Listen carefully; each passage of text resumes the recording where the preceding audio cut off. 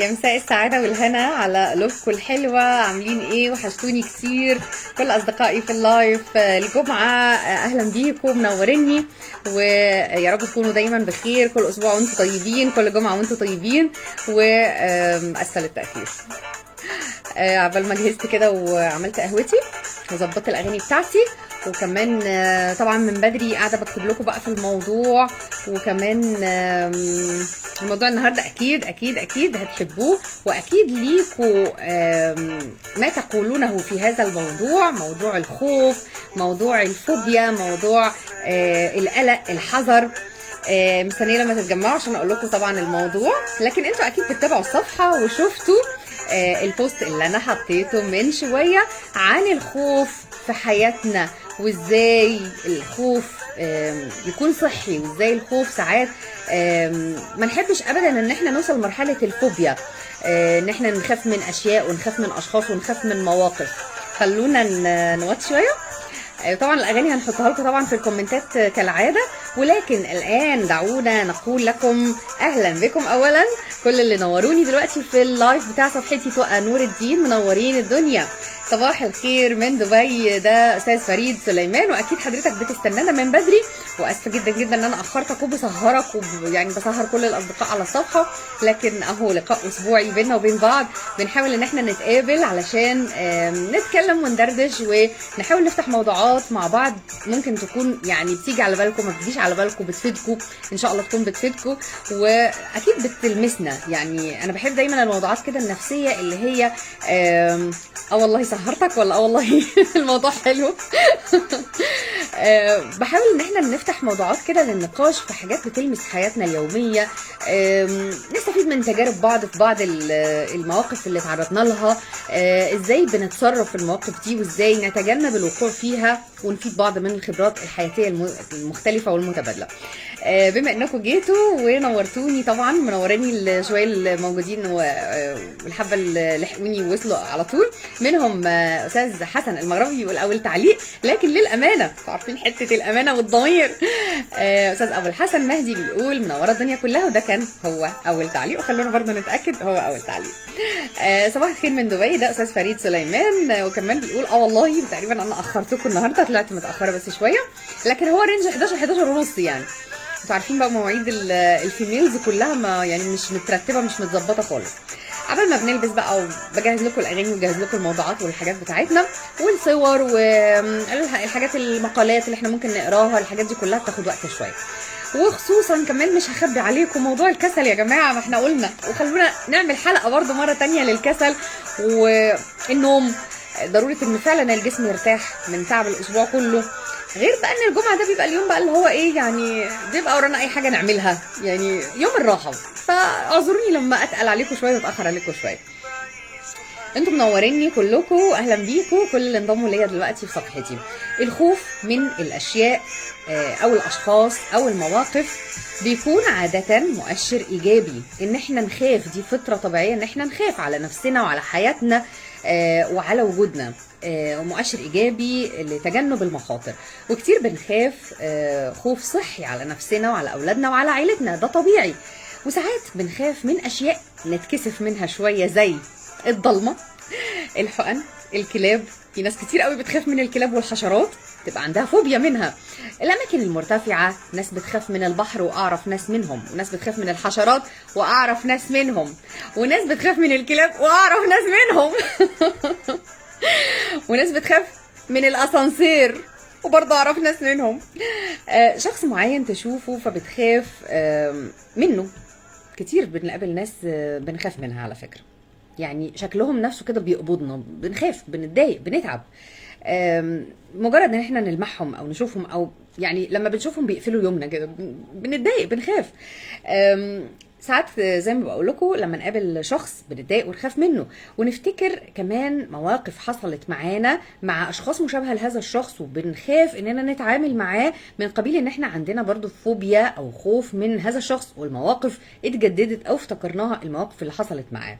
وكمان بنخاف تتكرر هذه المواقف من تاني اللي خوفتنا او خوفنا فيها قبل كده.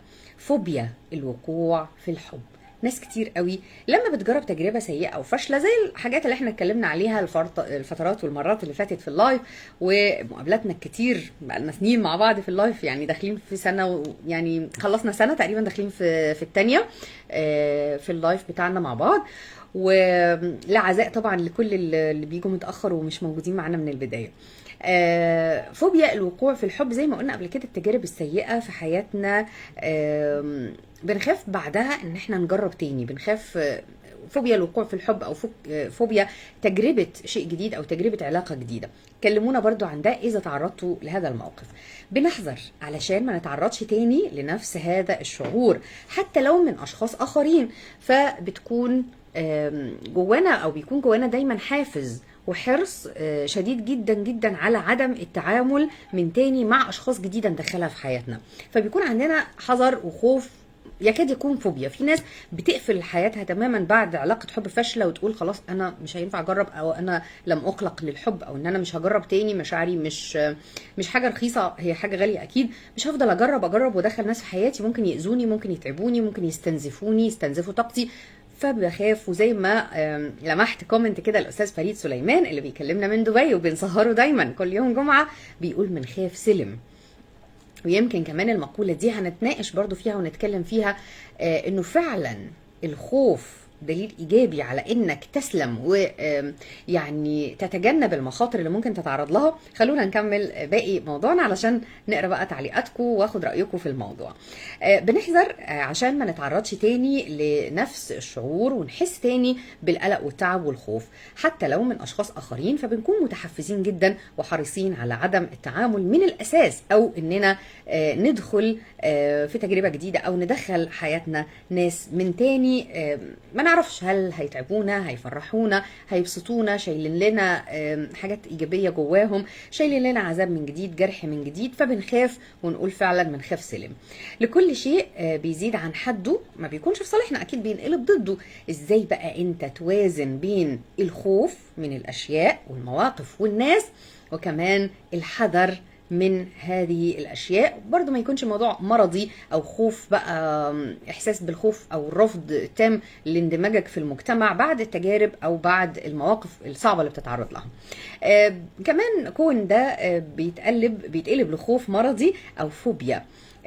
ازاي تتجنب الوقوع فيه؟ ولو عندك طبعا فوبيا من شيء معين ازاي تتغلب عليها؟ وطبعا اللي انا ما عرفتش اقوله طبعا في المقال الطويل ده، البوست الطويل، قصة الفوبيا ساعات بتجيلنا فوبيا من حاجات تافهة جدا. يعني مثلا شفت زمان شوية من فترة كان في تقريبا قناة اسمها LBC تقريبا او حاجة، هي تابعة لمجموعة قنوات لبنان في لبنان. كان في مقدم برنامج شهير اسمه مالك مكتبي، كنت بتابعه وكنت معجبة حتى بشخصيته والكاريزما بتاعته كده كزميل يعني في الوسط الإعلامي. فكان بيستضيف ناس عندها فوبيا. خلونا نحكي لكم الموقف ده، وفعلا الحلقه دي علقت فعلا في بالي جدا جدا. قلت اكيد لما يعني اناقش موضوع الفوبيا والخوف هذكر الموقف او المواقف اللي حصلت دي من باب الكوميديا، من باب الفن، جاست فور فن، ان احنا نتكلم حتى عن الفوبيا والمخاوف اللي جوانا ونحاول نكسر حدة هذا الخوف من الاشياء حتى لو كانت تافهه. بنتكلم عن حشرات، بنتكلم عن كلاب، بنتكلم عن الضلمه، بنتكلم عن الاسانسير، بنتكلم عن فوبيا من حاجه ما حدش يتوقع ابدا انك ان انت تخاف منها. دي الفوبيا اللي هي الحاجات التافهه. وفي هذه الحلقه فعلا اللي لفتت نظري ولسه فعلا فاكره تفاصيلها لمالك مكتبي في قناه LBC على التلفزيون اللبناني، هذا مقدم البرامج الشهير وذو الكاريزما الجميله. كان في ناس بعتوا للبرنامج انهم عندهم فوبيا مجرد من اشياء تافهه جدا، انا مش عارفه اقول ازاي انها تافهه. الطماطم او البندوره زي ما بيسموها، او الشيري توميتو في طبق. اخ واخت مثلا جايين، هي بعتت للبرنامج انه اخوها او اخته تقريبا مش فاكره بيخاف من الطماطم. يعني ايه بيخاف من الطماطم؟ يعني انا مجرد هجيب طبق فيه شيري توميتو او طماطم وبحطه قدام وشه، بيخاف ويترعب ويطلع يجري. وكذلك بقى الحشرات، وكذلك اي حاجه. ممكن حد يخاف من قلم، حد ممكن يخاف من الزيتون. يعني في هذه الحلقه برضو حد كان بيخاف من الزيتون. طب يعني ده تفسيره ايه؟ ويمكن لحسن الطالع بيشرفنا. ومعانا دلوقتي في اللايف دكتور عمرو فرج لطيف، وهو طبعا يعني هذا هو تخصصه علم النفس والحاجات بقى، الشعور والبواطن الامور. انا دايما بحب استشيره، وبحب من قبيل الصداقه يعني اللي بينا ان احنا ناخد وندي في يعني نتجاذب اطراف الحديث في هذه الموضوعات اللي هي بقى ايه الشائكه، واللي بتبقى دايما ليه علاقه بعلم النفس. فالدكتور عمرو فرج لطيف دخل اهو معانا، بنرحب بيه طبعا، منورنا. بيقول الخوف هو شعور فطري طبيعي، شرط ان يكون في حدود الطبيعه دون زياده في حالات الهلع او نقصان في حالات تبلد المشاعر. وكمان بيقول معظم المخاوف، الكومنت فين؟ معظم المخاوف تأتي من مرحلة الطفولة، واللي بتأتي من إحساس عدم الأمان، والذي يسمى an structure can take the man to the hell. يعني تقريبا كده بيقول انه هذا المصطلح بيقود صاحبه، او هذه الفوبيا او الخوف المبالغ فيه بيقود صاحبه الى الدمار، او يعني السقوط، او الكارثة يعني. اوكي طيب، هناك ما يزيد عن 80% من حالات الفوبيا. كمل يا دكتور عمرو.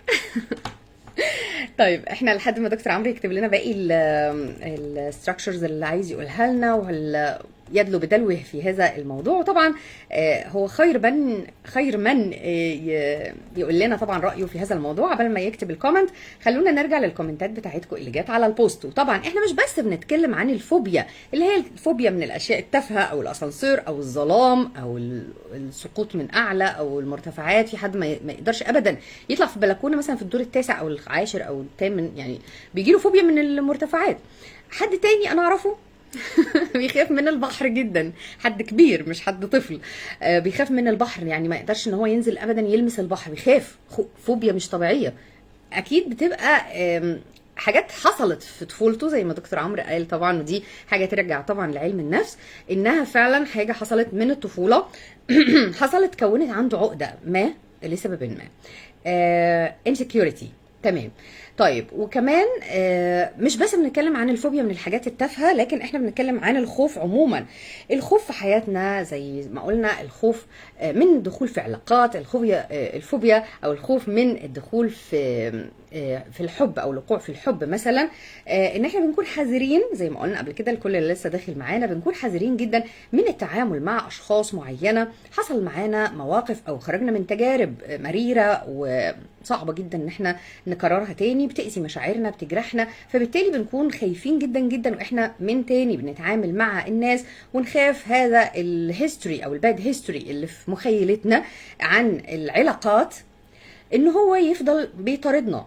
ان احنا نخاف بقى من تاني ان احنا نجرب. اتكلمنا كتير، خلونا بقى ندخل على طول نسمع حاجة ونشوف الكومنتات بتاعتكم الجميلة، ونرجع لرأي طبعا الطب نفسي، بما ان معانا دكتور عمرو فرج لطيف وخطوة عزيزة يا دكتور. يعني يمكن الاصدقاء في الصفحة من كذا لايف بيسألوا على حضرتك.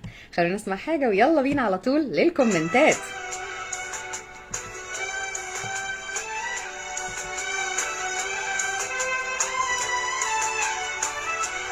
اتفضلوا.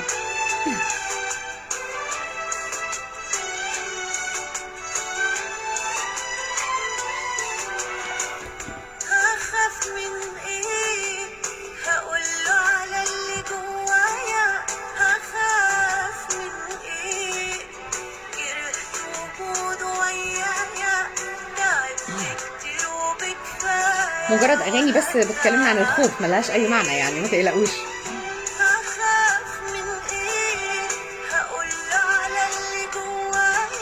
هنرجع حالا للكومنتات بتاعتكم علشان نشوف رأيكم في الموضوع.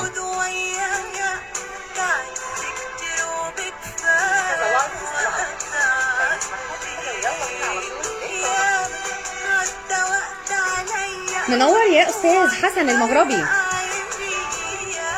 نوطي كده ونسمع بقى في الخلفيه، عشان انتوا عارفين المره اللي فاتت اخدنا بلوك على الحلقه بتاعت الدلع، اللي كنا بنتكلم فيها عن الدلع ومين الشخصيات والناس اللي بتدلعنا في حياتنا، وكانت بجد حلقه حلوه وشاركت فيها يمكن فنانتنا الصغنطوطه لولو.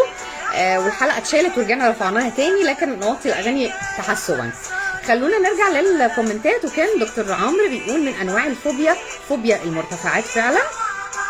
طيب وكلمنا اكتر عن الموضوع يا دكتور عمرو، والفوبيا اللي بتحصل عن طريق الخوف من الوقوع في او الطيران، طبعا دي برضو شامله المرتفعات. الفوبيا من البحر، الفوبيا من الاشياء الغير مبرره، دي برضو بتبقى ليها علاقه بايه، حاجه من الطفوله.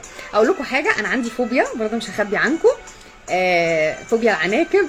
بس هي دي مش هي انواع، هي انواع بقى من فوبيا الحشرات مثلا او الحاجات الغير تقليديه. انما في فوبيا لحاجات في حياتنا ليها علاقه بالسيكولوجي برضو. طيب وكمان زي ما قلنا برضو في البوست، الخوف من الوقوع في الحب، او الخوف من تجربه علاقات جديده، او الخوف من مجرد انا بشوف شخص ملامحه بترعبني، انا ليه بيحصل لي هنا تشوك وبخاف. في اطفال تشوف حد تجري، يعني ما اعرفش برضو دي، هل الخوف للاطفال اعتقد طبيعي، انما في حاجات غير مبرره ان احنا نخاف منها. والخوف من الحشرات والعناكب والطيران والبحر، يعني البحر ده حاجه المفروض الناس كلها تحبه. ليه ناس بنلاقي ناس فعلا بتخاف انها حتى تلمس البحر، يعني ممكن تشوفه من بعيد انما ما تلمسوش، ما تنزلش البحر، ما تبقاش مثلا حابه انها تتعامل مع البحر بحب زي ما الناس كلها بتنزل البحر وتحب البحر.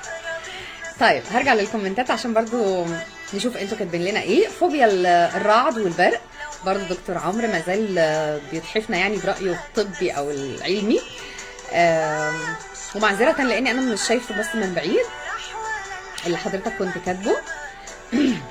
فوبيا الصراصير، الاماكن المغلقه طبعا زي الاسانسير والحاجات دي كلها. انا حاسه ان الانترنت مش مظبوط، خلونا برضو نشوف لو الانترنت ماله. طيب استاذ شندي الاهلاوي بيقول غردي يا طيور، ازهري يا زهور، بطبع تقى نور الدين، مساء الفل. وايه كمان يا ست الكل نورتينا، شكرا يا استاذ شندي. الجهاز بس يظبط. انا عندي فوبيا من البرق والرعد. بالظبط، اوكي. دي الحاجه رضا الله غايتي، اهلا بيكي يا حاجه رضا، منوراني. ومعذره ان المره اللي فاتت ما كنتش فاكره ان الاكونت ده باسم ست، يعني فاكره راجل. طيب دكتور عمرو فرج لطيف طبعا منورنا، بيقول هناك فرق ما بين الفوبيا والخوف من تكرار تجربه معينه. بص يا دكتور، احنا في البدايه لو قريت البوست احنا بنتكلم مش بس عن الفوبيا مش بنتكلم عن الفوبيا بس في حد ذاتها، احنا بنتكلم عن الخوف عموما.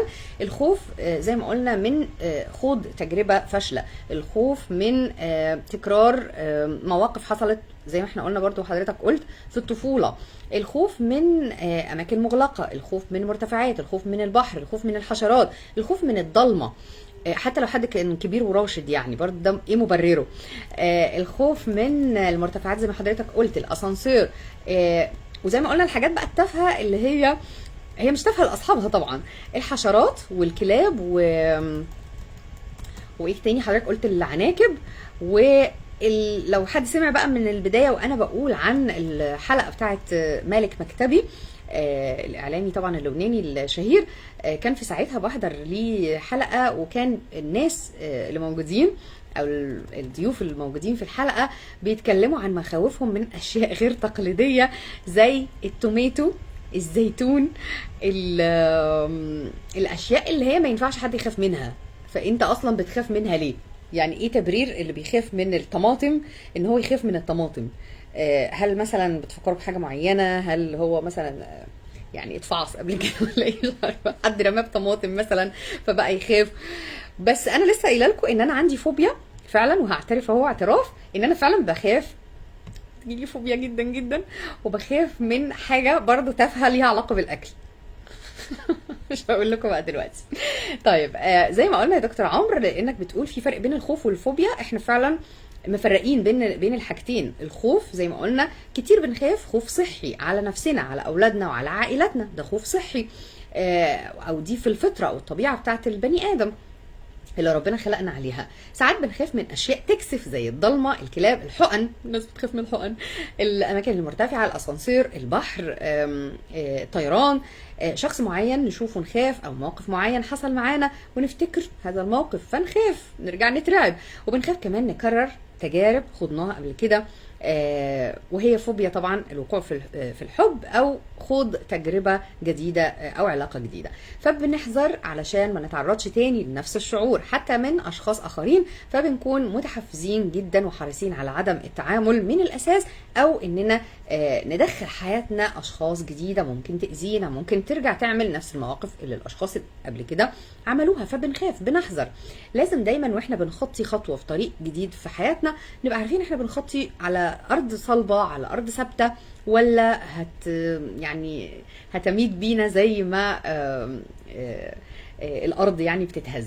لازم تكون الارض ثابته. فبنحذر اننا ما نتعرضش تاني لنفس الشعور اللي ضايقنا، حتى ولو من اشخاص اخرين. فبنكون متحفزين وحريصين على عدم خوض هذه التجربه الجديده. خلاص ده الكلام ده قلناه. لكن كل شيء بيزيد عن حده بينقلب اكيد لضده، ما بيكونش لصالحنا. وازاي بقى توازن انت بين خوفك من الشيء بحذر وكون ده يتقلب لخوف مرضي او فوبيا؟ ازاي تتجنب الوقوع فيها وتحافظ على مشاعرك من طبعا عدم تعرض للاذى؟ ولو عندك فوبيا من شيء معين ازاي بتتغلب عليه؟ هو ده عنوان لايف النهارده، زي ما انتم سامعيننا ومتابعينا من بدري وشفتوا طبعا البوست والكومنتات حالا هدخل اشوفها. وعنوان حلقه النهارده برعايه شعار لا تخافوا ولكن احذروا. أنا مش ناسيكي ما تخافيش. حالا هقول الكومنتات، يلا بينا.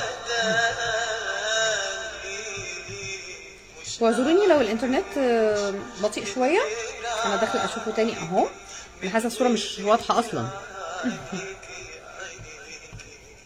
مش هعيش مع حب تاني تاني تاني.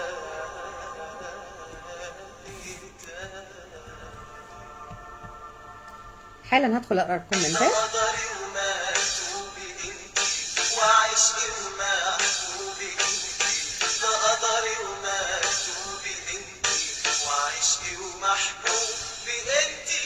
ما تخافيش انا مش ناسيكي، ما تخافيش لو مين نداني، مش هعيش من غير عينيكي. طب خلونا نقرا الكومنتات من هنا علشان اللابتوب مش فاهماه خالص. يلا نقرا الكومنتات من هنا. انا شايفه دكتور عمرو بيقول من انواع الفوبيا، خلونا نوطي بس شويه عشان نسمع بعض، نسمع الكومنتات بتاعتكم ونتناقش مع بعض في القصه كلها. بيقول من انواع الفوبيا الاماكن المغلقه. وكمان ام عبد الرحمن بتقول حبيبتي كتر خيرك يا ام عبد الرحمن، بتقول فوبيا الصراصير. طبعا كل الستات او الفيميلز بتخاف من الصراصير والحشرات. دكتور عمرو بيقول بص اول ما مسكت ده اللابتوب اشتغل كويس. طيب انت جالك فوبيا دلوقتي. دكتور عمرو بيقول من انواع الفوبيا فوبيا الاماكن المفتوحه. دي حاجه غريبه، انا اعرف فوبيا الاماكن المغلقه، لكن في حد فعلا بيخاف من الاماكن المفتوحه، دي اوبن اريا يعني جو مفتوح بيخاف منه ليه؟ دي حاجه غريبه برضو. انا عندي فوبيا من البرق والرعد، دي الحاجه رضا. كمان في فرق بين الخوف والفوبيا من تكرار تجربه معينه. خلينا نتكلم اكتر عن الموضوع ده برضو يا دكتور عمرو، قول لنا برضو رايك. الناس ليه بتخاف من تجربه معينه، وخصوصا لو خاضت تجارب قبل كده سيئه بتخاف انها تخوض تجربه جديده حتى لو كانت فيها مؤشرات ايجابيه للحب للسعاده؟ ليه بتخاف بقى انها يعني تدخل في علاقه جديده؟ غالبا لما بنشوف شخص للمره الاولى. خلونا نوطي عشان مش قادره ازعق، مش بحب ازعق. غالبا لما بنشوف شخص للمره الاولى بنخاف منه. اعتقد ان المخ وقتها ده طبعا استاذ حسن المغربي وهو واضح انه بيفتي اعتقد ان المخ وقتها بيسترجع بعض الصور والذكريات لاشخاص شبيهه لهذا الشخص. ببساطه بنفتكر اشخاص مش حابين ان احنا نفتكرهم. شكرا يا استاذ حسن. وكمان فريد سليمان بيقول اغنيه حماده هلال بخاف. طيب حاضر نحاول نلعبها. حلقه مفيده، احسنتي يا استاذه. ده حكيم صبري، اول مره بتشارك معانا، اول مره اشوف اكونت بتاعك. شندي الاهلاوي بيقول يا رب ما يكونش عندك شيفت النهارده. لا عندي بالليل الساعه 2، هنزل الساعه 1 ان شاء الله عشان نقعد مع بعض كتير، تقعدي معانا كتير. نورتينا يا استاذه. شكرا استاذ شندي الاهلاوي. وقول لنا رايك في الموضوع. حسن المغربي بيقول انا عندي فوبيا من التعابين، مين ما بيخافش منها، لكن كسرت هذه الفوبيا باني مسكت تعبان كتير وتعمدت ابوسه من بقه لكسر هذا الخوف. طب كويس، انت قوي. انا مسكت تعبان وانا صغيره بس في بيت الزواحف يعني، بس اكيد كان سيفتي يعني ما فيهوش مشكله ولا في سم ولا حاجه، كانوا مطرمينه. من انواع الفوبيا فوبيا الاجتماعات. واو، انت طرقت موضوع مهم جدا يا دكتور. انا كان عندي حق لما قلت لحضرتك حاول تشارك معانا في الموضوع ده. من انواع الفوبيا فوبيا الاجتماعات، الخوف من تواجد ناس كتير. ده فعلا انا اعرف ناس كتير بالوضع ده. فعلا ناس بتخاف من التجمع، ناس بتقلق جدا جدا لما تلاقي تجمع او زحمه، يعني بتخاف فعلا من الزحمه وبتخاف من التجمعات وبتخاف من الناس، بتخاف اصلا تتعامل مع الناس. انا يعني اعرف ناس يعني فعلا كان بيحصل معاهم كده. دكتور عمرو فرج لطيف، شكرا لرايك. نزات قباني اجمل في وصف الخوف في قصيدته حبيبتي والمطر. اخاف ان تمطر الدنيا ولست معي فمنذ رحتي وعندي عقدة المطر. بالمناسبه دي طبعا احنا معانا الاغنيه اصلا، يعني مش ممكن على التخاطر بقى، الاغنيه جاهزه اصلا ومعانا. وفي اغنيه تانية برضو فيها خوف، لو لسه معانا وقت نسمعها مع بعض. وميرسي يا دكتور عمرو لرايك، وميرسي لاختياراتك الحلوه. انت بتشارك دايما معانا بارائك الحلوه.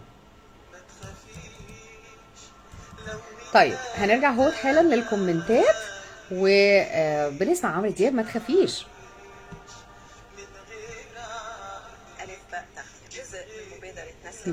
تتشال بس الاعلانات ونكمل على طول.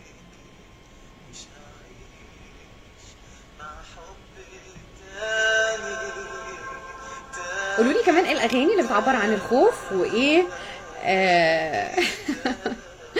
اسلام وحكيم صبري منورين يا ساتر. شفتوا الموضوع مهم النهارده ازاي. هيفوتكم نص عمركم لو ما كنتوش شاركتوا معايا. طيب بناء على رغبه الدكتور عمرو هنسمع حبيبتي والمطر. اخاف ان تمطر الدنيا ولست معي فمنذ رحتي وعندي عقدة المطر.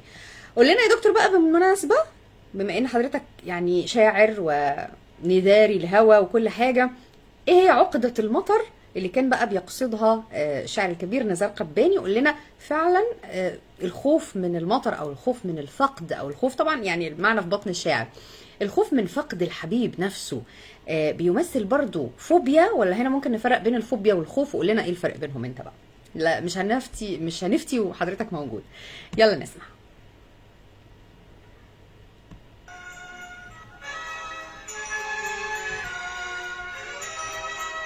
لكل اللي داخلين معايا دلوقتي اهلا بيكم، نوريني وشاركوا معايا على طول. يلا في موضوعنا النهارده عن الخوف والفوبيا، من الحاجات القويه في حياتنا واللي فعلا ينفع نخاف منها، وفي حاجات تافهه جدا بنخاف منها، وانا مش هقول لكم الحاجه التافهه اللي انا بخاف منها وعندي فوبيا منها. هقول لكم في الاخر اكيد. في حاجات. وقولوا لي الانترنت مش مظبوط، الصوره مش حلوه صح؟ مش مساعدني خالص، والانترنت مش حلو خالص النهارده، مش عارفه في ايه. اتعديت من يعني الانترنت عندكم تقريبا. قولوا لي الصوره شايفينها كويس ولا لا.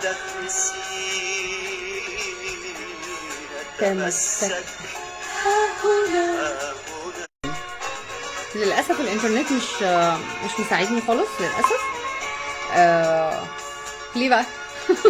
حد يقول لي ليه الانترنت دلوقتي يجي بطيء ليه؟ طيب استاذ فريد سليمان بيقول انا بخاف من الكابوريا. ده ينفع يعني؟ طيب انا واثقه ان الصوره مش واصله لكم حلو. طيب استاذ حسن المغربي بيقول من كام سنه فاتت كان عندي فوبيا من العالم الموازي، لان ظهر لي واحد منهم في مكان ما، وستر ربنا اني قرات قران وكبرت، لكن قعدت سنه ونص وانا مش قادر انسى المنظر. انت لا انت طبيعي خاف، لازم تخاف طبعا. مده المشهد كانت ثواني. انت كده خوفتني انا شخصيا. صعب. انا مش قادره اكمل الكومنت. مده المشهد كانت ثواني لكن بمثابه سنين مرت عليا. ارجوك ما تكملش.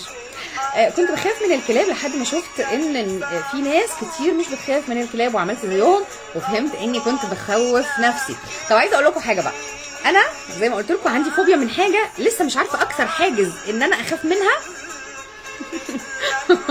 وحاجه غريبه جدا. وفي حاجتين انا كسرت حاجز الخوف منهم وما بقيتش اخاف منهم خالص، يعتبروا 3. الضلمه، ما بقيتش بخاف من الضلمه زي ما كنت صغيره، ما بقيتش بخاف من الضلمه. وكمان متخيلين التصريح ده، ما بخافش من الضلمه. تاني حاجه ما بقيتش بخاف من الكلاب. والحاجه الثالثه بقى انا مش عارفه لسه لحد دلوقتي بخاف منها. بس ما تضحكوش عليا لو قلتها لكم. طيب من انواع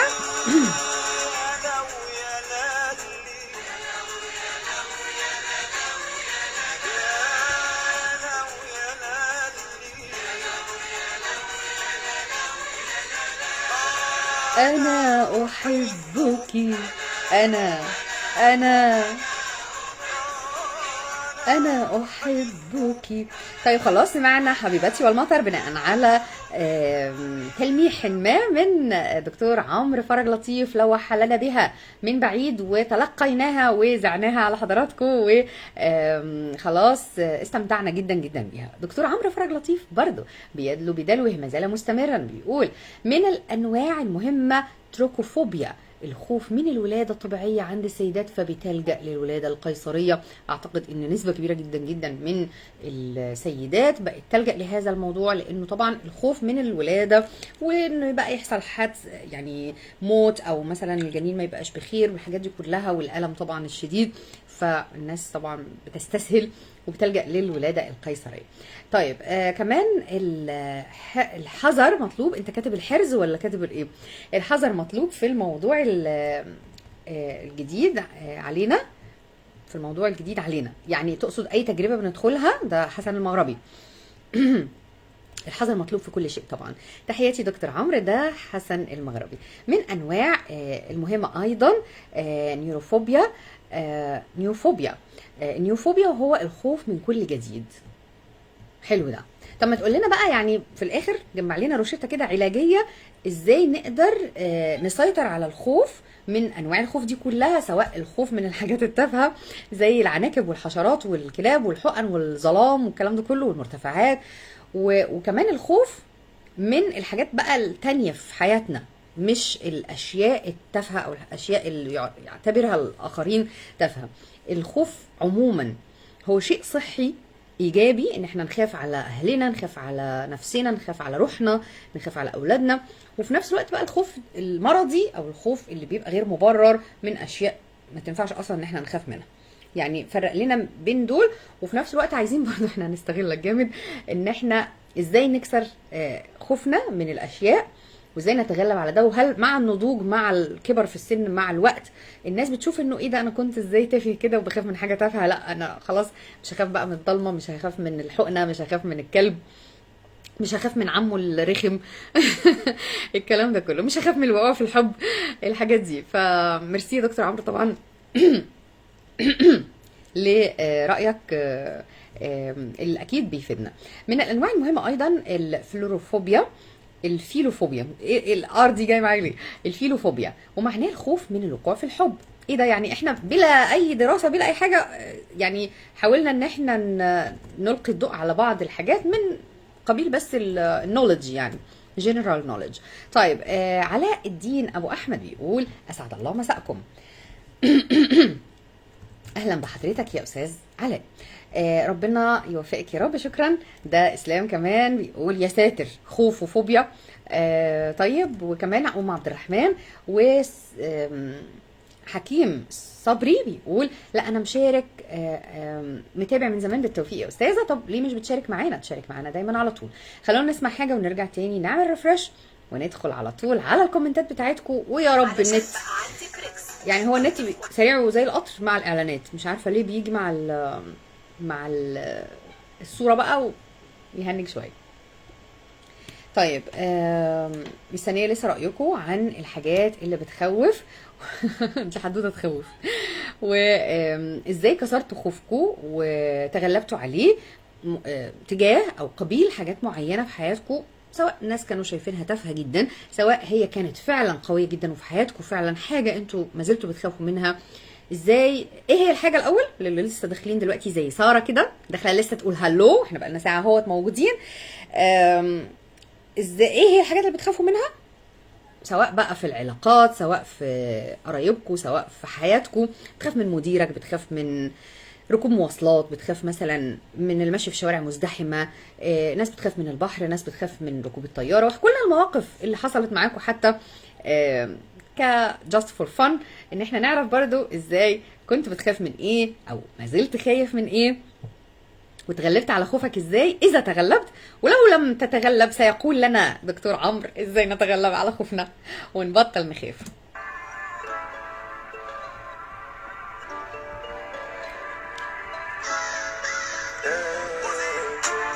ما تخافيش يما على ايه، شايلها من الدنيا ليه، ربك دايما بيراضي، بكره تشوف ابنك راح فين.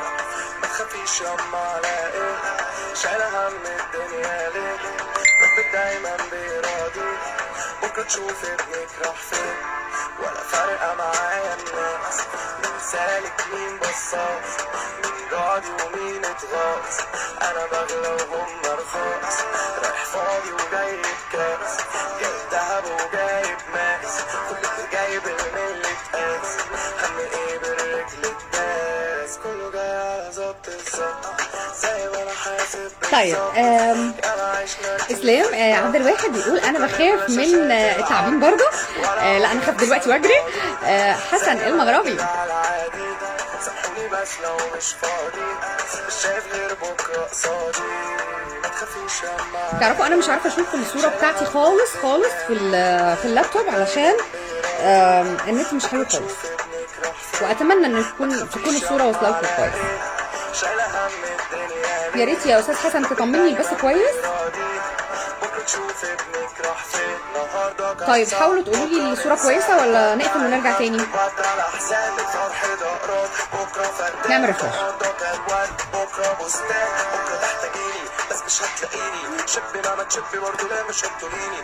عجبك المزيكا؟ كله جاي اسف دلوقتي انا حلويت، كله جاي خايف. ليه يا لولو الناس ضعيف كده؟ عندك قوي ما انت اللي سحباه. طيب، كان عندي قلق مش فوبيا. ما تخافيش يما على ايه، شايلها من الدنيا ليه، ربك دايما بيراضي، بكره تشوف ابنك راح فين. ما تخافيش يما على ايه. يلا كفايه من الاغاني يعني من هذه النوعيه، وخلونا برضو نسمع حاجه ظريفه واحنا بنقرا الكومنتات بتاعتكم، او خلونا نقرا الكومنتات على طول من غير ما نسمع حاجه عشان نقدر نستفيد من تجارب حضراتكم في الخوف والفوبيا، وتيجوا هنا وتعترفوا وتقولوا بتخافوا من ايه. كان عندي قلق من فوبيا مش فوبيا، بس بعد ما خدت علاقه وفشلت الصراحه جالي احباط اني ادخل علاقه تانية، لكن حطيت نفسي مكان ناس تانية خاضت علاقات ومرت بفشل اكبر من فشلي، وعرفت ان الفكره كلها ماله صوتي، وعرفت ان الفكره كلها في اني ما كنش عندي خبره في الحياه، وايضا العامل النفسي له عامل كبير انه يعمل احباط وتوقف عن دخول علاقات جديده. لكن كسر هذه الفوبيا كسرتها، تكتب صح. كسرت هذه الفوبيا باني اعتبرت انها تجربه واستفدت منها لتجارب اكتر قادمه. شكرا يا استاذ حسن. ايه اللي حصل؟ دكتور عمرو لطيف بيقول ماله صوتي من الانواع الغريبه شيروفوبيا، وهي الخوف من السعاده، وفيها يلجأ المريض الى الهروب من اي موقف للسعاده. معقول في حد يهرب من السعاده ويكون عنده شيروفوبيا؟ انا اعتقد ان احنا قبل كده لعبنا هذه الاغنيه الجميله اللي دايما انت يعني دكتور عمرو بتلفت نظرنا لحاجات ظريفه ان احنا حتى نلعبها. وكمان قول لنا الشيروفوبيا، شيروفوبيا مثلا، شيروفوبيا اللي هي زي ما حضرتك قلت الخوف من السعاده. وطبعا وصفت حضرتك ان اللي بيهرب من هذا الموقف السعيد او المواقف السعيده وصفت حضرتك بانه مريض، يلجأ المريض. فاذا الهروب من السعاده او الهروب او الاستسلام لان يكون حد يكون سعيد او مبسوط مع شخص ما او في مواقف معينه، هنا حضرتك وصفته بانه مريض. فقول لنا بقى ازاي برضو يتغلب على خوفه من السعاده او من انه يروح لمكان سعادته او للناس اللي يلاقي فيه معاهم سعادته، ازاي يتغلب على ده. واعتقد ان الخوف برضو من السعاده او من المواقف السعيده او ان هو يروح للسعاده جاي او نابع من التجارب السابقه اللي خلته يحس انه هنا في خطر او مؤشر خطر او ريد فلاج، لا ما اروحش، لا انا اخاف اجرب. وده اللي احنا كنا برضو لسه بنقوله من البدايه قبل ما حضرتك تيجي، ولما حضرتك جيت اكدت عليه لا اراديا يعني يمكن بالتقارب، فاكدت على انه هو اللي احنا قلناه فوبيا او الخوف من الوقوع في الحب. فدي برضو تعتبر نفس الحاجه. قول لنا برضو رايك. ويلا نسمع دلوقتي الاغنيه اللي حضرتك برضو لفت نظرنا ليها، وهي يا رب ما يكونش اعلان وهي اعلان. طيب عبال ما يجي الاعلان هنروح نقول كل الكومنتات الجديده بتاعتكم. شندي الاهلاوي بيقول عشان احنا ده وضعنا الطبيعي يا استاذه. طيب دكتور عمرو لطيف بيقول من الانواع الغريبه ايضا ميزوفوبيا. احنا اكتشفنا انواع كتيره جدا جدا للفوبيا، ومعناه ان الانسان يخاف ان يضل طريقه. وكمان من الانواع المهمه ايضا نيكتوفوبيا، ومعناها الخوف من الظلام. يبقى هي كل الفوبيا يعني كل الخوف فوبيا، ده كده ده اللي احنا فهمناه. يعني كل الانواع الخوف هي فوبيا اوريدي. اعتقد ان الفوبيا من اي شيء هو اما خوف بدون مبرر او خوف بمبرر. والتجربه نفسها الخوف حاجز بنبنيه بايدينا احيانا. تمام، بنبنيه بايدينا ازاي بقى؟ يعني احنا اللي بنحط الحواجز وبنخاف من الاشياء. طيب ده حسن المغربي. طيب بما ان الدكتور عمرو قال لنا على الشيروفوبيا وهي الخوف من الوقوع في الحب او الخوف من السعاده او المواقف السعيده، تعالوا نسمع. انا بعتذرلك عن سكوتي وقت ما تحبي الكلام، وان عندي شيروفوبيا ونقص حد في الاهتمام، واني دخلتك معادلة ليها اكتر من نهاية، واني محتاجك بعيدة بس محتاجك معايا. انا بعتذرلك عن كلامي وقت ما تحبي السكات، واني كافر بالسعادة، واني مؤمن في العياط، واني انا دلوقتي بدخل على الفيديو علشان اشوف الكومنتات بتاعتي. ورجعت تاني، واني عايزك ليا بس مش عايزك تعاني.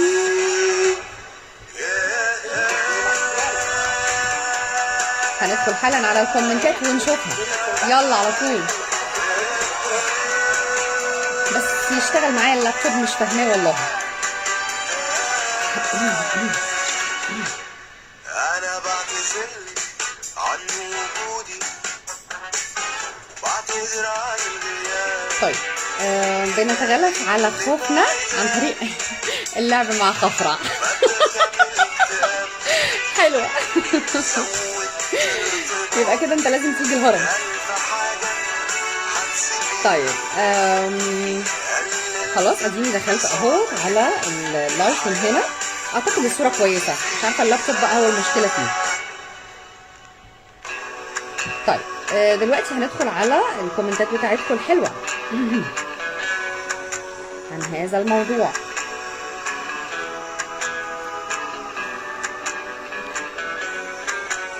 ارى كومنتات منين يا رب؟ يا لولا اديني تليفونك. ازاي شندي الاهلاوي؟ طيب احمد علي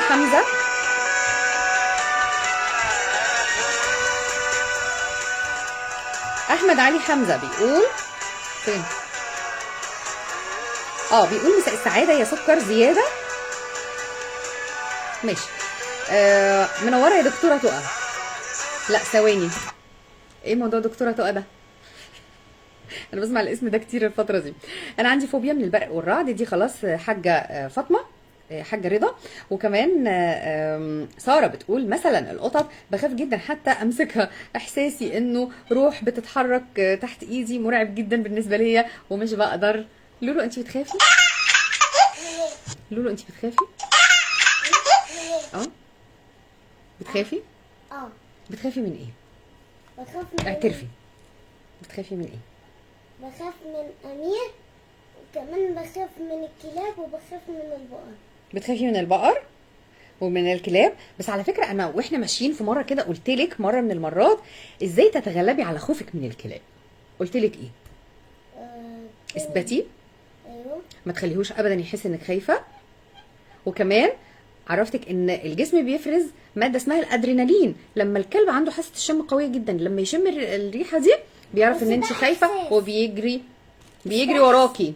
بس ده احساس. تقدري تسيطري عليه بعدم خوفك، فالماده دي مش هتتفرز لو انت مش خايفه. وجربتي التجربه دي مره وقلتي ان انا مش خايفه ومشيتي جنب الكلب وما خفتيش، صح؟ لاني ما كنتش اساسا شايفاه. لا كنتي شايفاه ومره تانية كنتي شايفاه وقلتي خلاص انا مش هخاف، صح ولا لا؟ لكني برضو بخاف. طيب وايه تاني بتخافي منه ما قدرتيش ابدا تسيطري على خوفك ابدا وتكسري حاجز الخوف؟ ما قدرتش حاجز الخوف، ده اللي انت تقصديه؟ يعني لا، ايه الحاجات اللي كسرتي فيها حاجز الخوف وما بقيتيش بتخافي ساعتها، ما بقيتيش تخافي ساعتها؟ ايه الحاجات؟ نص نص. ايه الحاجات اللي بتخافي منها؟ في واحدة نص نص، وفي واحدة نص نص كتير. طيب خلاص ماشي. البقر البقر نص نص. طيب خلاص انت ما تروحيش في اي مكان فيه بقر، كفايه بقر يا لولو. ايوه كفايه، كفايه بقر، كفايه بقى. روحي خلاص. لما تروحي مكان فيه بقر روحي انت لوحدك. انا مش هروح. بصي يا لولو انا من موقعي هذا مش هروح اي مكان فيه بقر. اتفضلي. شكرا لمداخلتك. يلا بنكسر حاجز الخوف باننا ما نخافش المره دي. يا ساره، لان هو هنا هيقول يا ساره. طيب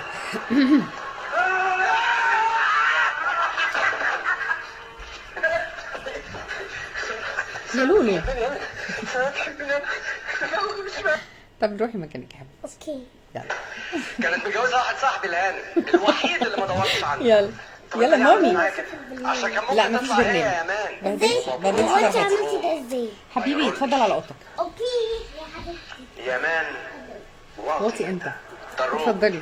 بموت فيك والله. شكلك رايح فين؟ طالع لسارة. طيب مفتقدين الاستاذ حسام، ما نشيلوه يا جماعه. قولوا طريق الوكيل. طيب الا بذكر الله تطمئن القلوب، تقوى الله في القلوب، تقوى الله في القلوب تخلينا ما بنخاف غير من ربنا عز وجل. ده استاذ فريد سليمان من دبي. وكمان اللي بيخاف من ربنا ما يخافش منه، ما تخافيش منه. ايه يا لولو؟ فصل شحن؟ طب اتفضلي. لسه بقول لك هاتي التليفون تقولي لي فصل شحن. اللي بيخاف من ربنا ما تخافيش منه، الا بذكر الله تطمئن القلوب، طبعا ونعم بالله. ده استاذ فريد سليمان. وكمان بيقول حماده هلال بخاف. طيب حاضر نحاول نلعبها. صباح الخير من دبي، منورني يا استاذ فريد. محمد هنا اسرع الموضوع شويه الحمد لله. ساره محمد بتقول انا عندي فوبيا من اي كائن حي، بس اكتشفت ان المفروض اخاف من البشر اكتر من الكائنات الحيه التانيه. لولو مش عارفه يا مامي اعمل الحلقه بتاعتي. اوكي. اتفضلي على الاوضه. انا بس كنت بفكر اغير اسمي ده اهو. تغيري اسمك؟ طيب مش وقته دلوقتي. يعني اغير الاي ابدلها اوكي بالاي. بليز جو. كلت خمس قلتوده. طيب دكتور عمرو فرج لطيف بيقول من انواع الانواع المهمه للفوبيا توكوفوبيا والخوف من الولاده، خلاص دي قلناها. وكمان انا مش عارفه ايه اللي قلناه وايه اللي ما قلناهوش. طيب خلاص كل ده قلناه. مساء السعاده على الاصدقاء، ده حسام كامل وهو جه خلاص اهوت ومنورنا يا استاذ حسام. حلقه مفيده احسنتي. ده استاذ كريم حكيم صبري، انا بقرا غلط ليه. منوره الدنيا كلها. ده ابو الحسن مهدي، منوره يا مذيعه. كيمستري تامر انديل. من انواع الفوبيا فوبيا المرتفعات. دكتور عمرو لطيف ايضا از بتروفوبيا، ومعناه خوف الانسان من رؤيه انعكاسه في المرايه. الموضوع كبير. لو سمحتي روحي مكانك. الحاجه دي غريبه. طب امسكي لو سمحتي روحي مكانك. لو عطشانه طيب. طب معايا ميتي شكرا. اوكي. يلا بليز. خوف الانسان من انعكاس صورته في المرايه، دي حاجه غريبه جدا برضو. هناك ما يزيد عن 80% من حالات 80 حاله، يعني 80 نوع من انواع الفوبيا. اوكي دكتور عمرو، والله انا كان قراري صح جدا ان انا ابعت لك تشارك معنا في الحلقه، وميرسي جدا لانك لبيت الدعوه. طبعا اكيد بتفيدنا، اكيد الجمهور بتاعي يعني على الصفحه اكيد مبسوط من هذه المعلومات الحلوه الجميله. من الانواع الغريبه كمان تليفونوفوبيا. يا رب اكون بنطق صح. مكانك يا حبيبتي، مش هقول ده تاني. يلا حبيبتي. ليلو لو سمحتي اخر مره هقول. اوكي. يلا جو. افتحي مامي التلفزيون وشوفي وراكي ايه. خايفه لحسن الصوت يطلع عالي. لا اقفلي عليكي الباب. يلا مامي بسرعه بليز.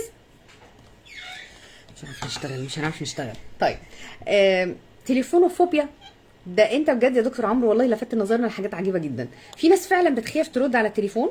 شاركوا معايا لو في حالات شفتوها زي كده قولوا لنا. بمعنى الخوف من التليفون واجراء المكالمات او استقبالها.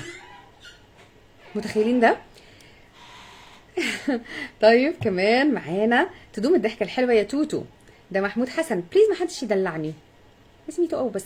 الاستاذ يحيى اشوره بيقول مساء الورد، وكمان لايف جميل بوجود ليمار. بالله عليكي طلعيها معاكي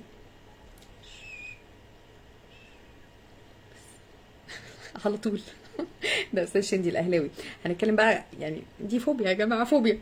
طيب شندي الاهلاوي بيقول غرد يا طيور ازهري يا زهور. خلاص تقريبا احنا قلنا ده. بالطبع تقى نور الدين مساء الفل يا ست الكل منورانا.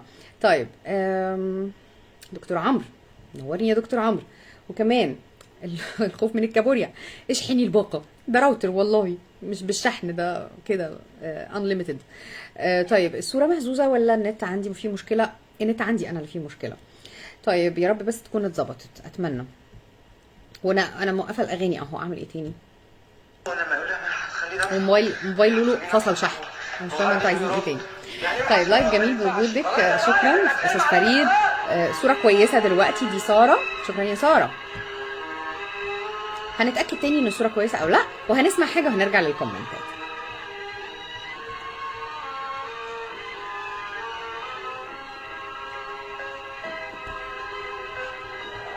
هرجع للكومنتات حالا.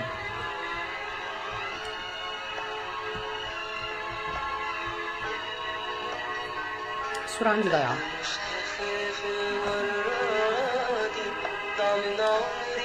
160.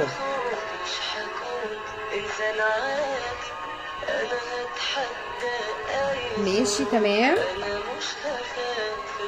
بنسمع بس حاجة ونرجع تاني والله انا الصورة عندي وحشة جدا لدرجة انا مش عارفة شكلي كويس ولا ايه. دي مش فوبيا. فوبيا ان يكون شكلك مش كويس. ايه رأيكم؟ حتى لو عارف اني ممكن اموت اوصلك ولازم تحسي اللي حبك موت. وانا مش هخاف المرة دي. unsecurity. ماشي يا دكتور عمرو معذرة. طيب هناك فرق بين الفوبيا والخوف مع تكرار تجربة معينة. البث غير واضح. لماذا؟ الانترنت ده قاسم خميس، رغم ان احنا في بدايه الشهر، يعني المفروض الباقه لسه يعني بادئه. من الانواع المهمه، ما اقصدش الباقه، بقصد الاشتراك. من الانواع المهمه نيوفوبيا، الخوف من كل جديد. طيب جميل جدا البث مع حضرتك استاذه تقى اختي الفاضله، تعطينا بهجه وامل في الحياه. شكرا يا استاذ حسن. وكمان ايه تاني؟ فكره الخوف ده طبيعي في كل انسان، انما فكره الفوبيا وسببها بيكون سبب اثر محفور داخل العقل من زمان، والغريب انه ممكن، انا مش عارفه اعمل ايه ولا ايه بصراحه. طيب خلاص خلصنا الاغنيه. اللابتوب مش مساعد والانترنت مش مساعد والخط هنا صغير جدا، يعني منمنم خالص، مش عارفه برضو اقرا كويس. وصلنا فين؟ فكره الخوف ده طبيعي عند كل انسان، انما فكره الفوبيا سببها بيكون اثر محفور داخل العقل من زمان، والغريب ان ممكن السبب الرئيسي للخوف ما يكونش في داعي للخوف، انما هي جت كده. فكره بقى هي جت كده دي فعلا اللي احنا واقفين عندها، اللي هو بيحصل ليه فوبيا من حاجات غريبه، ولو انها لو انت فكرت فيها بعقلك شويه، او حد فكر فيها لما تحكي له انك عندك فوبيا من حاجه معينه، وتقول له انا ازاي اخاف من حاجه زي دي، فيقول لك ان هي حاجه غريبه، يبقى افضل ان انت تتدرب على انك تحاول تكسر الخوف ده. طيب بما ان احنا بنقول بقى ازاي نعالج ده، كان دكتور عمرو كتب لنا بيقول ايه دكتور عمرو؟ بيقول من انواع الفوبيا الغريبه التليفونوفوبيا، دي خلاص قلناها. وصباح السعاده لكل الاصدقاء، ده حسام كامل. وكمان ساره. بص بقى كمان كان في هنا برضو راي الدكتور عمرو، عايز مساء الخير، ده استاذ عبد الله قرقوره منورني. مفتقدين استاذ حسام، ده حسن مغربي، خلاص احنا جه على السيره استاذ حسام. طيب في كمان كومنت مهم للدكتور عمرو لطيف، بيقول مع الفوبيا تكون هناك اعراض عضويه مصاحبه مثل عدم الثبات، الدوخه، الدوار، الغثيان، راي طبي يا جماعه، والتعرق زيادة معدل ضربات القلب والخفقان، ضيق في التنفس والرجفان والاهتزاز، اضطرابات المعدة، وأعراض القولون العصبي. شفتوني وانا بقول القولون. طيب كمان دكتور عمرو، والله احنا يعني نقفل بقى اللايف ونفتح عيادة، ايه رأيكم؟ دكتور عمرو بيقول من مشاكل الفوبيا ومضاعفاتها العزلة، اضطرابات المزاج، حلو المزاج دي، تعاطي المخدرات، وحلوه المخدرات دي، والاخطر الانتحار، مش حلو الانتحار ده. طيب شكرا يا دكتور عمرو. عبد الله قرقوره بيقول الخوف من اي شيء ممكن ينكسر بالتعود على مواجهه مصدره. حلو ده، قول لنا بقى مواقف.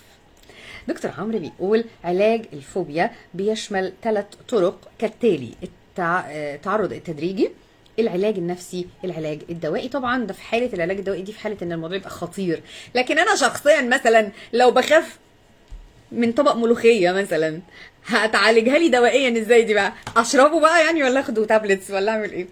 طيب انا قلت لكم كده الفوبيا اللي انا بخاف منها تافهه جدا. حسام كامل بيقول حبيبي يا استاذ حسن المغربي، شكرا على سؤالك اخي الكريم وكل اصدقائنا. وبالمناسبه الاصدقاء يا دكتور عمرو سالوا عليك كتير قوي اللايفين 3 اللي فاتوا، يبقى تعالى بقى، يبقى تعالى عشان الناس بتفتقدك هنا حبيبي يا استاذ حسن. مش عارف ايه ده، حسام كامل اللي بيقول اصدقائنا، وطبعا اختنا الغاليه تقى لسه مخلص شغل حالا، تغطيه المونديال، تحليل واحصائيات مباريات اليوم. طيب ماشي يا استاذ حسام، بالتوفيق. التعرض التدريجي هو التعرض التدريجي للاشياء او الحيوانات او المكان او المواقف اللي بتسبب الخوف والقلق، ويعرف هذا باسم ازاله الحساسيه او العلاج بالتعرض الذاتي. طيب جميل جدا يا دكتور عمرو. العلاج النفسي بيشمل علاج السايكوثيرابي والعلاج السلوكي المعرفي. يا جماعه كلام علمي وطبي يا جماعه، مش بنجيب لكم اي حد. دكتور عمرو بجد انت تعبناك معانا قوي. العلاجات الدوائيه بتشمل مضادات الاكتئاب والقلق وبعض الادويه من مجموعه بيتا بلوكر. يا رب اكون بنطق صح. حسين عثمان بيقول مساء الفل والورد والياسمين، منوره يا قمر. شكرا يا استاذ حسين، بطلوا تعكسوني. وكمان بيبعت لي ورد، شكرا. هعمل ريفرش بقى ونسمع حاجه على طول. تخيلوا انا مش شايفه الريفرش F5 ولا F7. F5. يلا F5 ونسمع، نريح بقى شويه.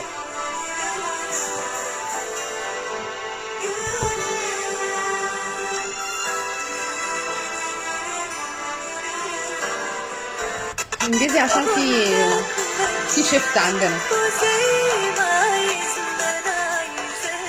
يلا تاني.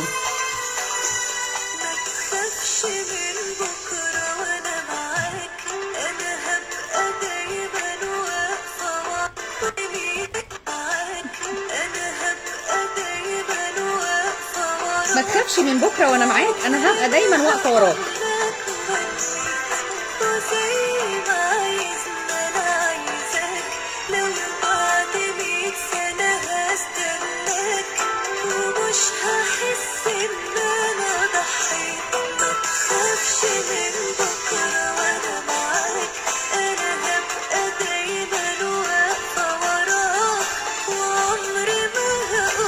بشوف تاني الكومنتات اللي فاتت.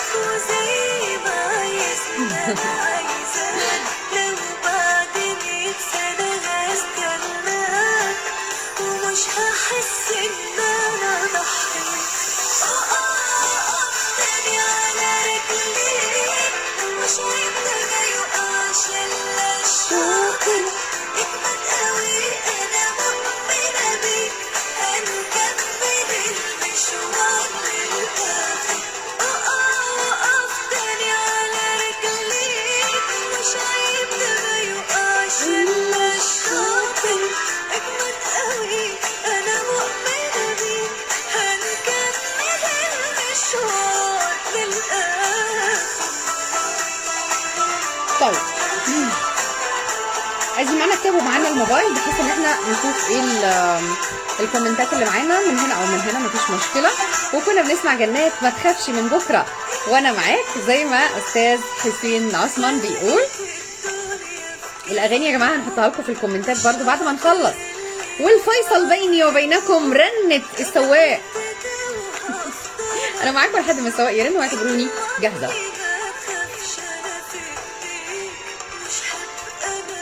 يلا على طول نرجع نقول الموضوع بتاعنا سريعا لكل اللي لسه داخلين معانا دلوقتي لايف وما يعرفوش احنا بنحكي في ايه ولا بنرغي في ايه. سريعا نقول موضوعنا ونرجع نقول الكومنتات اللي باقيه علشان نعرف رايكم في موضوعنا النهارده عن الخوف. وكمان بنقول الخوف من الاشياء او الاشخاص او المواقف مؤشر ايجابي لتجنب المخاطر، وكتير بنخاف خوف صحي على نفسنا وعلى اولادنا وعلى عائلتنا، وساعات بنخاف على حاجتنا، وساعات بنخاف من اشياء تكسف زي الضلمه، الكلاب، الحقن، المرتفعات، البحر، الاسانسير، والبعض دلب بدلو وقال حاجات كتير جدا جدا علميه وحاجات كتير من مواقف حياتيه بتحصل في حياتنا. وكمان شخص معين بنشوفه بنخاف منه او موقف معين بيحصل معانا وبنفتكره بنخاف، وبنخاف كمان انها تتكرر معانا المواقف اللي خفنا منها قبل كده، فبنجيبها من الاخر ونقول بلاش نخاف وبلاش حتى نجرب هذه التجربه. الفوبيا من الوقوع في الحب مثلا، فبنحذر علشان ما نتعرضش تاني لنفس الشعور اللي زعلنا وتعبنا حتى من اشخاص اخرين، فبنكون محفزين او متحفزين جدا وحريصين على عدم التعامل من الاساس، او اننا يدخل حياتنا ناس جديده. لكن كل شيء بيزيد عن حده زي ما احنا عارفين ما بيكونش ابدا في صالحنا.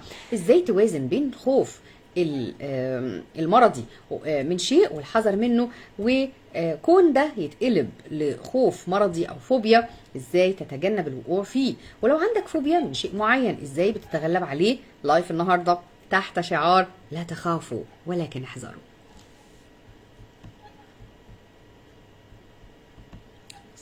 اطلعوا بفاصل بقى.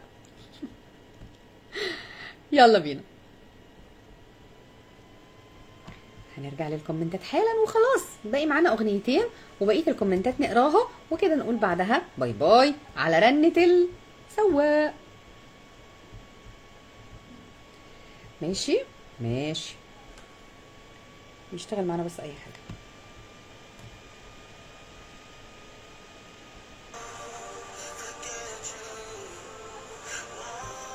مش ممكن انا عايزه خالص. طيب يلا بينا.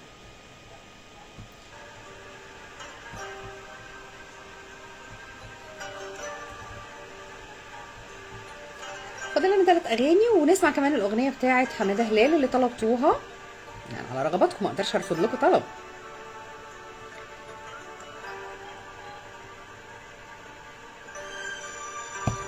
هساعدنا امتى؟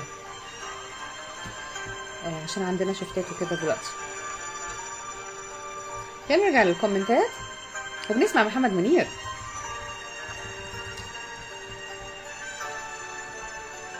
يلا بينا.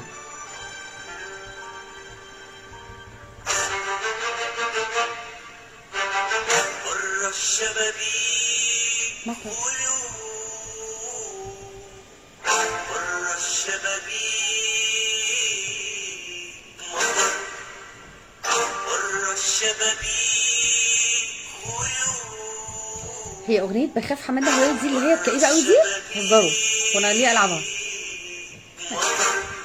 مالي خايف كده، خايف وحاسس بالخطر، ده حزن ولا وتر، ده قلبي ولا حجر، ده دمعي ولا مطر، مالي خايف خايف خايف وحاسس بالخطر، ده حزن ولا وتر، ده قلبي ولا حجر، ده دمعي ولا ليه نخاف؟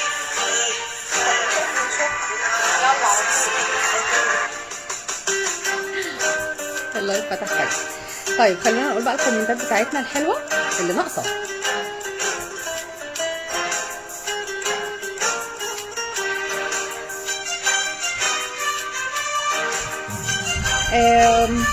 في اغنيه لكاظم الساهر ولطيفه اسمها يا حياتي. طيب نحاول نلعبها. احنا لسه كنا بنتكلم عن الاغنيه دي امبارح انا وزميلي عمرو صبري.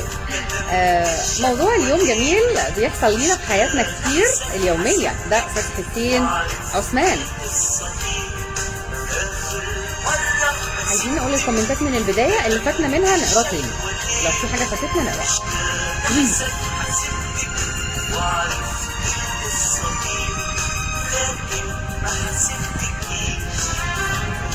شفتوا عشان موضوع الخوف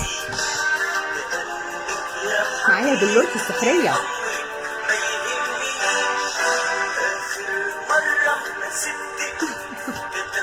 لا تخافوا ولكن احذروا.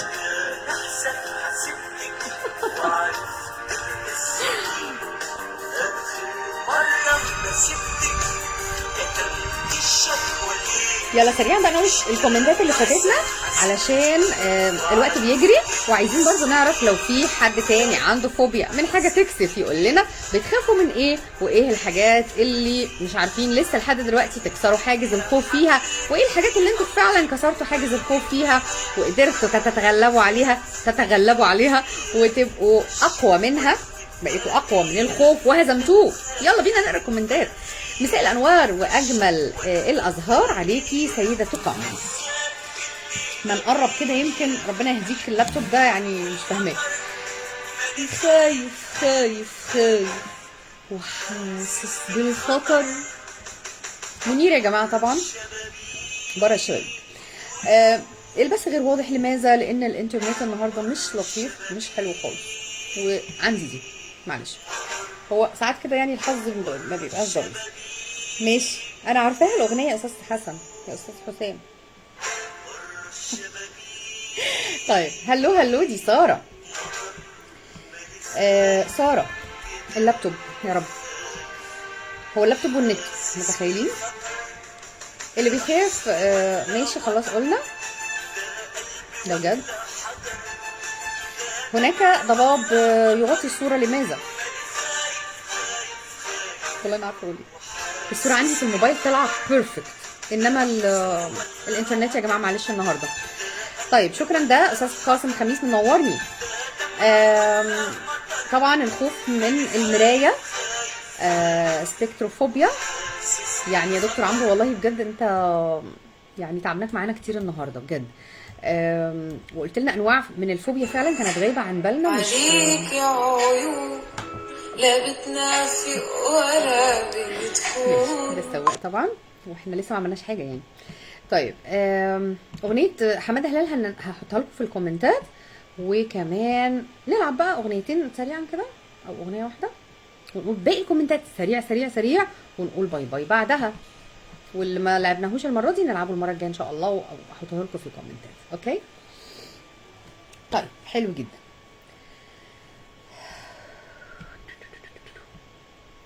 طيب اوكي، نحمل بس معانا حاجه ونرجع على طول للكومنتات. الانترنت بطيء جدا النهارده، ومعلش بقى يعني اللي واصله له الصوره مش حلوه يعذرنا، وان شاء الله يعني مش عارفه بقى يكون بس الصوره واصله لكم كويس يا رب. بس بس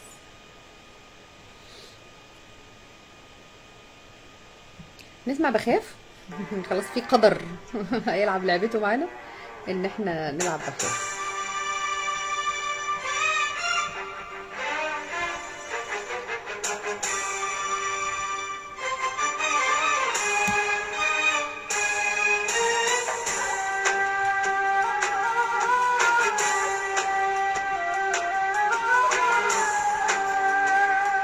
ماشي، نلعب بقى دي كمان. بس هم حاجتين بس اللي هنلعبهم وننزل على طول. طيب انا عندي فوبيا من الكائنات الحيه، خلاص دي قلناها. ساره دكتور عمرو خلاص، الصوره كويسه دي ساره. الصوره ضبابيه ده قاسم. ماشي استاذ فريد. لا استطيع التواصل بسبب الصوره الضبابيه، مش مشكله خلاص يا استاذ قاسم. كانك تواصلت يعني، مش ما تشغلش بالك. بليز وقت الصوت الغناوي احنا مش ناقصين يعمل بلوك. حاضر كويس انك فكرتني. بناء على رغبه استاذ فريد اللي بيكلمنا وبيشوفنا وبيتابعنا من دبي، بنسمع بخاف حماده هلال. وكمان طيب شكرا يا استاذ حسن المغربي، وكمان ساره. ماشي، مساء الورد الفنانه ليمار، شكرا يا حسن. دكتور عمرو، وكمان استاذ فريد حماده هلال بخاف بنسمعها حالا اهو. الصوره مهزوزه ولا النت عندي فيه مشكله؟ لا النت عندي انا فيه مشكله. طيب عبد الله قرقوره، حسام، دكتور عمرو، عبد الله قرقوره، دكتور عمرو، حسام. دكتور عمرو. انا بقيت اقلق من رنه التليفون الارضي. طيب انت كده عندك فوبيا، احجز عند دكتور عمرو بقى. طيب جبت لك زباين اهو. منوره يا قمر، شكرا. بطلت عكسيني برضو، جميله، لا حضرتك مصر. ما تخافيش وانا معاكي. تعمل ايه يا استاذ حسين؟ انت ليه متعشم قوي، داخل بعشم؟ انا بقيت عندي فوبيا من الكومنتات دي.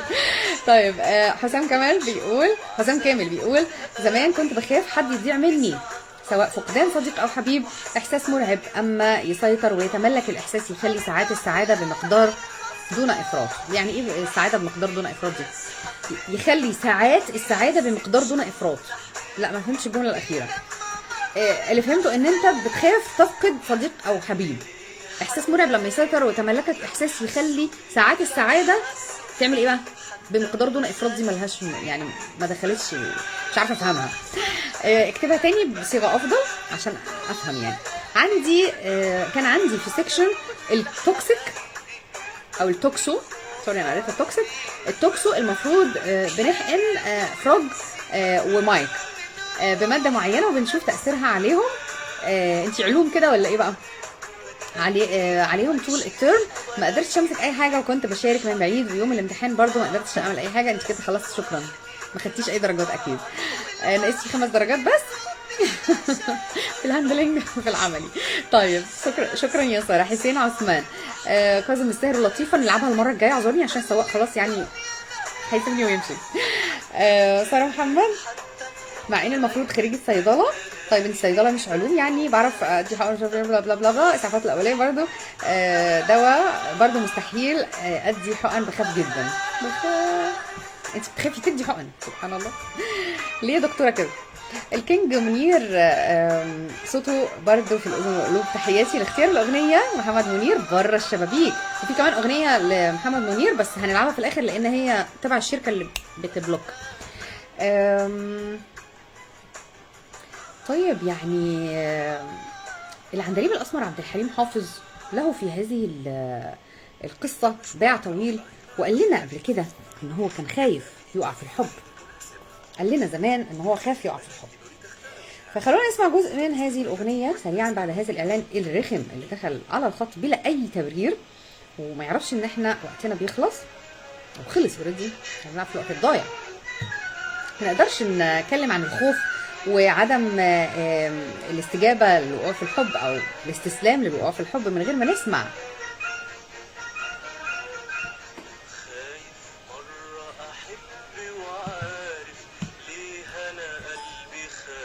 الاغنيه صوتها واطي قوي.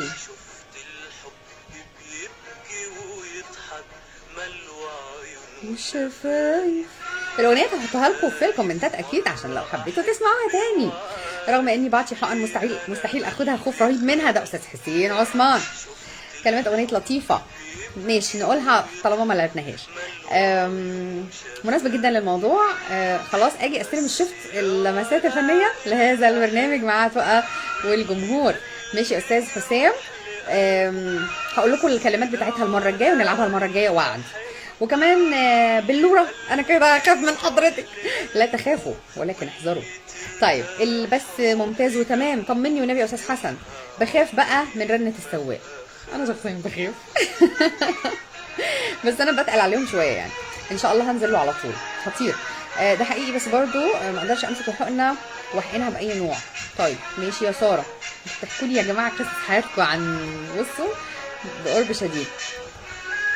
ساره كمان بتخاف من رنه السواق. طب بلس 1 كمان. طيب انا بعد الحقن بخاف منها. طب خلاص ده استاذ حسن. استاذ حسين عثمان. ساعات وقت السعاده القليل بمقدار محدد مش كتير يعني. طيب خلاص انا كده فهمت. في تاني والله الضمير يا جماعه. الضمير ده هيرفدني في يوم من الايام. هو هيلبي نداء ربه ويرتاح للابد. طيب شكرا يا ساره، شكرا دكتور عمرو، شكرا استاذ حسام، شكرا حسن المغربي، شكرا استاذ فريد، شكرا عبد الله قرقوره. انا مش بقرا اسمائكم، انا بشوف من الصوره اللي فوق.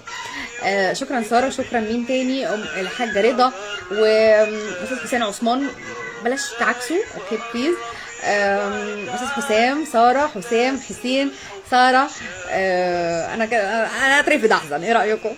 طيب سمعنا كل الاغاني الحلوه اللي حضرتها لكم، وكان موضوعنا النهارده عن الخوف والفوبيا اللي بتتملك الانسان سواء الوقوع في الحب او العلاقات المختلفه اللي جربنا تجارب سيئه جدا جدا جدا، وخرجنا من هذه التجارب خايفين نتعامل مع المجتمع، نتعامل مع البشر، ندخل في تجارب جديده. استسلموا للسعاده يا جماعه. بطلوا خوف، بطلوا فوبيا، ادخلوا بقلبكم. ربنا بيستر، ومش كل مره تيجي الطوبه في المعطوبه ونتجرح ونزهق ونتعب ونقلق. اكيد مره من المرات ربنا هيوفق ويجي الخير طالما قلوبنا فيها الخير. والفوبيا بقى من الحاجات التافهه زي الملوخيه، طبق ملوخيه، تشيري، توميتو، زيتون، عقارب، بحر، اسانسير، مرتفعات، طياره. اتغلبوا على خوفكم بقدر الامكان، وحاولوا بقدر الامكان ان انتوا تعيشوا طبيعيين وتعيشوا كويسين. حبوا الحياه وافرحوا واسعدوا وبطلوا تخافوا.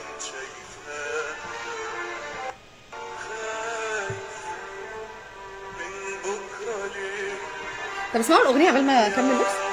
اخد حاجتي وانتوا اسمعوا الاغنيه. مين يعرف بكره ايه؟ انا مش هبص ورايا ولا اقول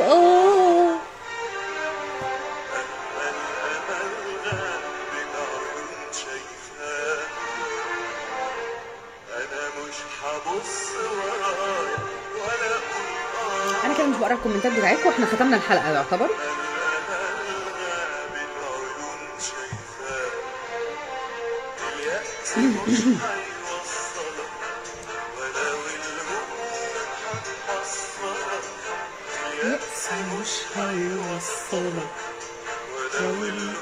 انتوا مش عايزين تمشوا غير لما اقفل يعني؟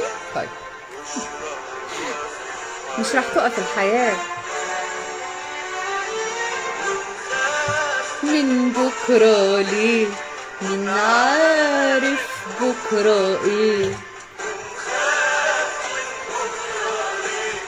مين عارف بكره ايه؟